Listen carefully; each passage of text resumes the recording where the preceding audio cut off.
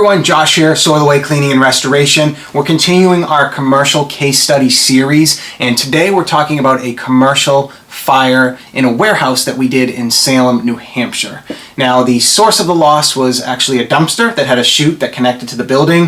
The fire, which originated in the dumpster, was blowing smoke and soot into the building, covering absolutely everything. So if you can picture a huge warehouse and everything covered in soot, pretty nerve-wracking situation for the customer. We were called in, we worked with their insurance, and as is always the case with commercial jobs, our goal is to keep the customer running. We want to minimize disruption to the business. So obviously their number one concern in this situation was meeting orders for their customers. They had shelves and shelves and shelves worth of inventory that they had a delivery schedule on, so we had to be creative with the way we went through that and processed everything for cleaning to make sure they could keep their business going. So we split up into two teams. One cleaned the structure, one cleaned the contents. The structure was done in about a month, and the contents we spread out over 5-6 months based on the client's needs and their delivery schedule. So very complicated, but we worked through it, working with the insurance company and the customer to get everything done, and it was a successful claim in the end.